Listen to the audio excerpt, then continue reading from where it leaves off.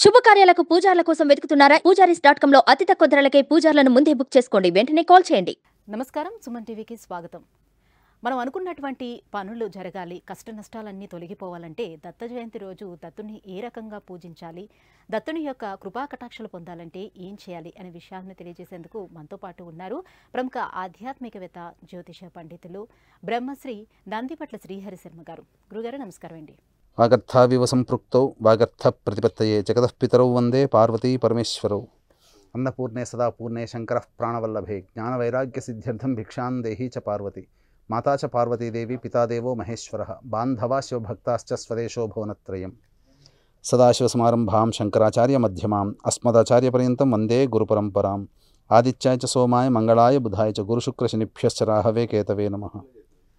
శృంగేరి జగద్గురు పీఠాధిపతులు శ్రీ శ్రీ శ్రీ భారతీ తీర్థ మహాస్వాముల వారికి, శ్రీ శ్రీ శ్రీ విధుశేఖర భారతీ తీర్థ మహాస్వాముల వారికి, కంచికామకోటి పీఠాధిపతులు శ్రీ శ్రీ శ్రీ విజేంద్ర సరస్వతి మహాస్వాముల వారికి ప్రణామములు తెలియజేసుకుంటూ కార్యక్రమాన్ని ప్రారంభిద్దాం. గురుగారు, మనకున్నటువంటి కష్ట నష్టాలన్నీ తొలగిపోయి మనం అనుకున్న పనులు నెరవేరాలంటే దత్త జయంతి రోజున ఎటువంటి పరిహారాన్ని పాటించాలి, దత్తుని ఏ రకంగా ఆరాధన చేయాలో తెలియజేస్తారా? ఇక్కడ దత్తాత్రేయుని యొక్క అనుగ్రహం సంపూర్ణంగా కలిగే రోజు దత్త జయంతి. అంటే ఇక్కడ దేవీ నవరాత్రులు అంటుంటాం, అంటే అమ్మవారి అనుగ్రహం సంపూర్ణంగా కలుగుతుంది ఆ నవరాత్రుల్లో. అలాగే శ్యామా నవరాత్రులు అంటాం, మాతంగి అనుగ్రహం అప్పుడు కలుగుతుంది. వారాహి నవరాత్రులు, వారాహి అమ్మవారి అనుగ్రహం కలుగుతుంది. అలాగే మనం చూసుకున్నట్లయితే జన్మాష్టమి, శ్రీకృష్ణుని యొక్క అనుగ్రహం కలగడం కోసం, ఈశ్వరుని యొక్క అనుగ్రహం కలగడం కోసం మహాశివరాత్రి. అలాగే దత్తాత్రేయుని యొక్క అనుగ్రహం కలగడం కోసం దత్త జయంతి. దత్తుడు అని అంటే ఏంటంటే కార్యసాధకుడు, పనులలో అనుకూలతను కలిగింపచేసేవాడు. ఇటువంటి యోగాన్ని కలగచేసేది ఏదైనా కానీ దత్తాత్రేయుని యొక్క అనుగ్రహం వల్ల మనకు కలుగుతుంది. కాబట్టి ఈ దత్తాత్రేయుని యొక్క అనుగ్రహం పొందడం కోసం కొన్ని పరిహారాలు చేసుకోవాలి. ముఖ్యంగా పౌర్ణమి మనకు చాలా గొప్ప యోగంగా చెప్పబడేటువంటి రోజు. కాబట్టి ఇక్కడ విశేషంగా మనం చేసినటువంటిది ఏంటంటే శత్రుదోష నివారణ, రుణబాధ నివారణ, ఇవన్నీ కూడా అత్యంత అరుదుగా వచ్చేటువంటి దత్త జయంతి రోజున మనం చేసుకోవాలి. ఏ ఏ పరిహారాలు పాటించాలి? 2 పరిహారాలు మీకు క్లుప్తముగా మీరు చేసుకునే విధంగా మీకు తెలియజేస్తాను. మొదటి పరిహారం మీకు తెలుసు, త్రిమూర్తులు ఈ యొక్క వీక్షించేటువంటి సుమన్ టీవీ ప్రేక్షకులకు తెలుసు, ఈ సృష్టిని త్రిమూర్తులు పరిపాలిస్తున్నారు. ఈ త్రిమూర్తులు ఏం చేశారు? మానవుల యొక్క పరిపాలనా విభాగాన్ని డీసెంట్రలైజ్ చేయడం అన్నమాట. డీసెంట్రలైజ్ చేసి నవగ్రహాల చేతిలో పెట్టారు. అందుకనే ప్రతి మనిషి ఒక నక్షత్రంలో జన్మిస్తాడు. ఆ నక్షత్రానికి అధిదేవత ఏ గ్రహం అవుతుందో ఆ గ్రహ దశతో జీవితం ప్రారంభమవుతుంది. కాబట్టి ఇక్కడ ఈ నవగ్రహాల్లో కుజుడు ఒక గ్రహం. ఆ కుజునికి సంబంధించిన వారం మంగళవారం, కుజునికి సంబంధించిన నక్షత్రం మృగశిర నక్షత్రం ఉండడం వల్ల ఈ యొక్క దేవతలకి అంతరిక్ష దేవతలు అనేటువంటివి ఉంటాయి. నవగ్రహాల్లో కుజునికి అంతరిక్ష దేవత ఎవరయ్యా అంటే బగళాముఖి దేవత. కాబట్టి మంగళవారము కుజ నక్షత్రం భద్రాకరణం ఉన్నటువంటి సమయంలో బగళాముఖి ఆరాధన ఎవరైతే చేస్తారో, ఇప్పుడు నేను చెప్పబోయేటువంటి విధంగా ద్రవ్యాలతో గనక ఆ బగళాముఖి ఆరాధన ఎవరైతే చేస్తారో వారికి శత్రు సమస్యలు, రుణబాధ సమస్యలు తీరి మనసులో అనుకున్నటువంటి సంకల్పం సంపూర్ణంగా నెరవేరుతుంది. ఇటువంటి రోజు మళ్ళీ మళ్ళీ రాదండి. బగళాముఖి ఆరాధన చేస్తే సామాన్య మానవుడు కూడా, ఏమీ దైవానుగ్రహం లేక విలవిలలాడుతున్నటువంటి ఏ సామాన్య మానవుడైనా ఈ దత్త జయంతి రోజున బగళాముఖి అనుగ్రహాన్ని పొందే ప్రయత్నం చేస్తే తప్పకుండా సకల సమస్యలు తీరుతాయని చెప్పడంలో ఏమాత్రం సందేహం లేదు. దీనికి కావాల్సినటువంటి ద్రవ్యములల్లా చేయాల్సిందల్లా కూడా చిత్తశుద్ధి, మనస్సులో భక్తి తత్పరత. కాబట్టి ఇక్కడ చేయాల్సినటువంటిది ఏంటంటే బగళాముఖి అమ్మవారి యొక్క చిత్రపటాన్ని, దత్తాత్రేయుని యొక్క చిత్రపటాన్ని సంపాదించుకోవాలి. తెచ్చుకొని ఆ యొక్క చిత్రపటానికి పూలమాల మరియు చక్కగా అలంకరణ చేసిన తరువాత ఆ యొక్క దేవతా చిత్రపటం సన్నిధిలో శుచిర్భూతులై కూర్చోవాలి. ఉదయం పూట కూర్చున్న తరువాత సంకల్పం చెప్పుకోవాలి. సంకల్పం చెప్పుకొని, ఏం సంకల్పం? మంచి విదేశీ విద్య కావాలనుకునేవాళ్ళు, మంచి ఉద్యోగం సంపాదించుకోవాలనుకునేవాళ్ళు, జీవితంలో వివాహం కోసం ప్రయత్నం చేస్తున్నాం, కుజదోషంతో ఉన్నటువంటి వాళ్ళు, అలాగే చక్కటి భార్య, చక్కటి భర్త లభించాలనేటువంటి ఆలోచన ఉన్నవాళ్ళు, అలాగే దాంపత్య విభేదాలు తొలగిపోయి చక్కటి దాంపత్యంగా ఉండాలనుకునేవాళ్ళు, అలాగే కుజగ్రహం సరిగ్గా లేకపోతే అనారోగ్యం చాలా తొందరగా వస్తుంది. ఎందుకనంటే శరీరంలో పటుత్వానికి కుజుడే కారకుడు, మజ్జకి జాయింట్స్కి కుజుడే కారకుడు. ఆర్థరైటిస్ ప్రాబ్లమ్స్ వస్తున్నాయనంటే కుజగ్రహం సరిగ్గా లేకపోతేనే ఎవరి జాతకంలోనైనా ఇటువంటి అనారోగ్య సమస్యలు వస్తాయి. కాబట్టి అనారోగ్య సమస్యలు సహజ భచక్రములో అనగా రాశి చక్రములో అష్టమ స్థానం ఆయుస్థానం కుజునికి సంబంధించినగా వృశ్చిక రాశి. కాబట్టి సహజమైనటువంటి ఆయుస్థానము కుజునికి సంబంధించినది. కాబట్టి అట్టి కుజుడికి సంబంధించినటువంటి వారం కుజ నక్షత్రం ఉన్నటువంటి రోజున ఈ బగళాముఖి ఆరాధన చేస్తే అనారోగ్యంలో ఉన్న వాళ్ళు చక్కగా అనారోగ్యం నుంచి విముక్తి అయిపోయి ఆరోగ్యవంతులవుతారు. అలాగే ఒక ఇల్లు కట్టుకోవాలి. నవగ్రహాల్లో భూకారకుడు కుజుడు.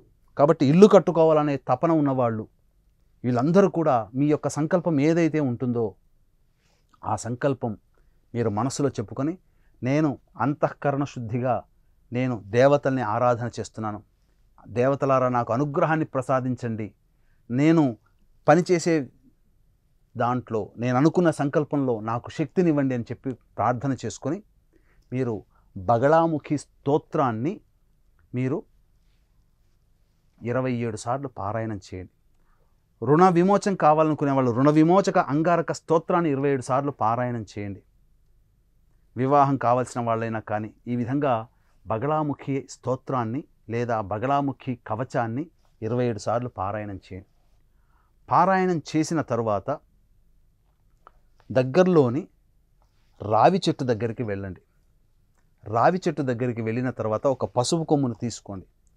పసుపు కొమ్ము తీసుకొని తూర్పు వైపున కూర్చోండి. రావి చెట్టు కింద తూర్పు వైపున మొహం పెట్టి కూర్చొని హృదయానికి ఆ పసుపు కొమ్ముని ఇలా మనస్సులో పెట్టుకొని సంకల్పం చేసుకొని బగళాముఖి అష్టోత్తరాన్ని మీ సంకల్పం నెరవేరాలని బగళాముఖి అష్టోత్తరాన్ని 3 సార్లు పఠించండి. అష్టోత్తరాన్ని పఠించండి. పఠించి మీ సంకల్పం నెరవేరాలని ఆ యొక్క రావి చెట్టు మొదట్లో కానీ లేదా రావి చెట్టుకి కొమ్మకి కానీ మీరు అనుకున్నటువంటి ఆ పసుపు కొమ్ము ఏదైతే పట్టుకున్నారో దాన్ని కట్టిరండి.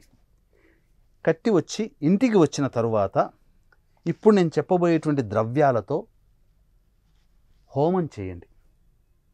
ఏ ద్రవ్యాలు తీసుకోవాలి? చక్కటి శుద్ధమైనటువంటి పసుపుని దంచి పొడి చేసుకోండి. అందులో పిప్పళ్ళు, తోక మిరియాలు, గళ్ళ ఉప్పు, తెల్ల ఆవాలు, దొరికితే కొన్ని గురువింద గింజలు దొరుకుతాయి, తీసుకోండి.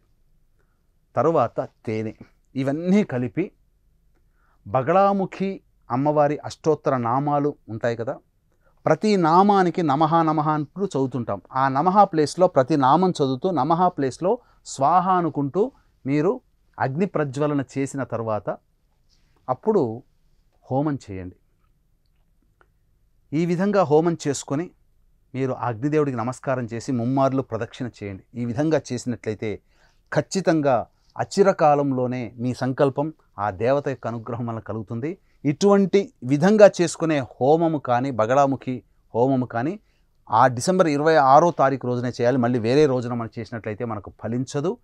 ఎందుకంటే మృగశిర నక్షత్రము, మంగళవారము, పౌర్ణమి తిథి, భద్రాకరణము, బాలువకరణం ఉన్నటువంటి భద్రాకరణం బాలువ యోగం ఉన్నటువంటిది, భద్రా యోగం, ఇవన్నీ కూడా బాలువకరణం, ఇవన్నీ ఉన్నటువంటిది. కాబట్టి ఆ రోజున భద్రాకరణం ఉన్నటువంటి రోజున చేసినట్లయితే శత్రు సమస్యలు, షట్కర్మలు అనేటువంటివి ఉపయోగిస్తారు. తాంత్రికంగా చెడు భావనతో చేసే, కానీ ఇక్కడ మనం చెడు భావనతో చేయట్లేదండి. మన జీవితంలో మనకు పనికి వచ్చేటువంటి, మన జీవితంలో ప్రతి ప్రయత్నంలో వచ్చే అడ్డంకులు మనం శత్రువులుగా భావించాలి. ఆ శత్రు సంహారార్థం అనగా అడ్డంకులు తొలగిపోవాలనే ఉద్దేశంతో మీరు చేస్తున్నారు. శత్రువులు తొలగిపోవాలని కాదు. ఇక్కడ ఆ సంకల్పం చేస్తే అమ్మవారు అనుగ్రహించదు కూడా. ఈ విధంగా చేయండి. ఇక రెండవ పరిహారంలో భాగంగా మొదటి పరిహారంలో కొనసాగింపుగా ఇంకా మీకు భక్తి ఉంది. ప్రదోష కాలంలో ఈ ఇంతకుముందు చెప్పాను కదా ద్రవ్యాలు, ఆ ద్రవ్యాలతో పాటుగా పచ్చకర్పూరం, జాజికాయ, జాపత్రి, యాలకులు, లవంగాలు, అలాగే ఇంకా అన్నము, ఇప్పుడు చెప్పబడినటువంటి పిప్పళ్ళు, తోక మిరియాలు, చక్కటి పసుపు, పసుపుతో ముద్ద, తేనె, తెల్ల ఆవాలు, ఇవన్నీ కూడా కలిపి శివలింగాన్ని తయారు చేయండి. శివలింగాన్ని తయారు చేసుకొని అప్పుడు ఈశ్వరునికి సంబంధించినటువంటిది శివాయ నమః అనుకుంటూ ఈశ్వరునికి అభిషేకం చేయండి. ఆ శివలింగాన్ని తయారు చేసుకుని దానికి అభిషేకం చేసి దగ్గరలో ఉన్నటువంటి నదిలో కానీ, చెరువులో కానీ, సముద్రంలో కానీ, సరస్సులో కానీ అభిషేకం చేసిన తర్వాత మీ సంకల్పం నెరవేరాలి, ఆ శివుడు అనుగ్రహించాలని చెప్పి సంకల్పం చేసుకుని ఆ చెరువులో వదిలేయండి. చెరువు దొరకదు, హైదరాబాద్ లాంటి నగరాల్లో చెరువులు కొన్ని ఉండవు కదా. ఉండనప్పుడు ఎవరూ తొక్కనటువంటి ప్లేసులో వెళ్ళి గొయ్యి తవ్వి దాన్ని ఆ శివలింగాన్ని పూజ చేయండి. తప్పకుండా ఈశ్వరానుగ్రహం కలుగుతుంది. ఇవి ద్రవ్యాలు ఈ విధమైనటువంటి ద్రవ్యాలతో చేయాలి. ఇక రెండవ పరిహారం అని చెప్పాను. రెండవ పరిహారం అనేటువంటిది మంగళవారం మనము సహజంగా మంగళవారం, శనివారం ఆంజనేయ స్వామికి సంబంధించినటువంటిదిగా చేసుకుంటాం. కాబట్టి పౌర్ణమి తిథి మంగళవారము సంబంధించినటువంటి తిథి రావడం, భద్రాకరణం రావడం, ఆంజనేయ స్వామిని మన శత్రు సమస్యలు తొలగాలనేటువంటి ఉద్దేశంతో కార్యసిద్ధి హనుమాన్ మంత్రం అనేటువంటిది ఉంటుంది. ఆ విధంగా ఆ మంత్రాన్ని మీరు 1008 సార్లు ఆ మంగళవారం రోజున, పౌర్ణమి తిథి ఉన్న రోజున జపం చేయండి. ఏంటి ఆ మంత్రం? త్వమస్మిన్ కార్య నిర్యోగే ప్రమాణం హరిసత్తమ హనుమాన్ యత్నమాస్థాయ దుఃఖక్షయ కరోభవ. మళ్ళీ చెప్తున్నాను. త్వమస్మిన్ కార్య నిర్యోగే ప్రమాణం హరిసత్తమ హనుమాన్ యత్నమాస్థాయ దుఃఖక్షయ కరోభవ. మళ్ళీ ఇంకొక మారు. త్వమస్మిన్ కార్య నిర్యోగే ప్రమాణం హరిసత్తమ హనుమాన్ యత్నమాస్థాయ దుఃఖక్షయ కరోభవ. ఈ యొక్క మంత్రాన్ని 1008 సార్లు, ఇంకా మీకు భక్తి శక్తి ఉండి సమయం ఆ రోజున ఉంటే, సెలవు ఉంటే 10,000 సార్లు జపం చేయండి. చేసి ఈ మంత్రాన్ని ఒక 108 సార్లు హోమం చేయండి. తప్పకుండా హనుమంతుడి యొక్క అనుగ్రహం మీకు కలుగుతుంది. ఎందుకనంటే సీతా అమ్మవారు ఆజ్ఞాపించిందట, ఈ విధంగా నన్ను ఈ యొక్క రావణాసుడి చెరలోంచి నన్ను బయటపడి నీకు నేను ఒక మంత్రం ఉపదేశిస్తున్నానని చెప్పి ఈ మంత్రాన్ని స్వామివారికి ఉపదేశం చేసింది. కాబట్టి ఇది కార్యసిద్ధి జరుగుతుంది. మీకు మనస్సులో ఎటువంటి కార్యం ఉంటుందో అటువంటి సిద్ధి ఉంటుంది. ఒకవేళ ఇటువంటివన్నీ కూడా మీరు చేయలేని వాళ్ళు ఎవరైతే ఉంటారో, దత్త జయంతి రోజున మా పీఠం ఆధ్వర్యంలో బగళాముఖి హోమము, కార్తవీర్యార్జున హోమము, లక్ష్మీ హోమము, దత్త హోమము, వివాహం కావాల్సిన అబ్బాయిలకి అమ్మాయిలకి విశేషంగా 18 హోమాలు, ఇవన్నీ ఆరోగ్యం కోసం మృత్యుంజయ హోమం, సుదర్శన హోమం, అలాగే విశేషంగా బగళాముఖి హోమం అనేటువంటిది జరిపించడం జరుగుతుంది. కాబట్టి అవకాశం ఉన్న వాళ్ళు కార్యక్రమ తదనంతరం కాంటాక్ట్ చేసి పూర్తి వివరాలు తెలుసుకోవచ్చు. గురుగారు, మరి దత్తాత్రేయుని అనుగ్రహం పొందాలి, ఆయన కృపా కటాక్షాలు మనకి నిండుగా దక్కాలి అంటే ఏ రకంగా దత్తుని పూజ చేసుకోవాలి, అలాగే ఎటువంటి పరిహారాన్ని పాటించాలి? దత్తుని యొక్క అనుగ్రహం పొందాలి అనుకున్న వాళ్ళు ఖచ్చితంగా దత్తుడు ఎందుకు సంతోషపెడతాడంటే ప్రతి 10 మందిని కూడా సంతోషంగా ఉంచగలిగే వాళ్ళు ఎవరైతే ఉంటారో వారిని దత్తుడు ప్రేమిస్తాడట. కాబట్టి ప్రతి మనిషిలో దైవాన్ని చూసేటువంటి వ్యక్తికి దత్తుడు చేరువవుతాడట. ముఖ్యంగా దత్తుడికి ఏది ఇష్టమనంటే ఎవరైనా చెబుతారు అన్నదానం అంటే చాలా ఇష్టపడతారు. కాబట్టి అన్నదానం ఎవరైతే చేస్తారో వారికి దత్తుని యొక్క అనుగ్రహం సంపూర్ణంగా కలుగుతుంది. అంటే నవగ్రహాల్లో గురుగ్రహాన్ని దత్తస్వరూపంగా భావిస్తాం. కాబట్టే మనం గమనించుకున్నట్లయితే గురువు సంబంధించినటువంటిది గ్రహం బాగుండాలి, గురుగ్రహం ఎటువంటి ఇబ్బందులు కలగజేయకూడదంటే అన్నదానం చేయమని మాలాంటి జ్యోతిష పండితులు తెలియజేస్తారు. అందుకనే మీకు దగ్గరలోని దేవాలయంలో మీరు అనాథలకి అన్నదానం చేయండి. మార్గశిర పౌర్ణమి, మంగళవారము, మృగశిర నక్షత్రము, భద్రాకరణం కలిసి వచ్చినటువంటిది అత్యంత అరుదుగా వచ్చే అలభ్య పుణ్య తిథిగా చెప్పవచ్చు. ఇది శత్రుదోష నివారణకి అత్యంత ఫలప్రదమైనటువంటి యోగంగా చెప్పవచ్చు. శత్రు అంటే ఇక్కడ వీక్షించేటువంటి ప్రేక్షకులు మనుషులని శత్రువులుగా భావించకూడదు. మన ప్రయత్నం, మనం ఏ సంకల్పం కోసం, ఉద్యోగమా, వివాహమా, దాంపత్యమా, సంతానమా, అనారోగ్యమా, విదేశీయానమా, విదేశీ ఉద్యోగమా, గృహం కోసమా, ఇలా దేనికోసం మనం పరితపిస్తున్నామో అటువంటి పరితపించేటువంటి యోగాన్ని మనం కలగచేసేటువంటి ప్రయత్నంలో, మనకు ఆ యోగాన్ని పొందే ప్రయత్నంలో మన ప్రయత్నంలో వచ్చే అడ్డంకులు, సమస్యలు, కష్టాలు, నష్టాలని శత్రువులుగా భావించాలి.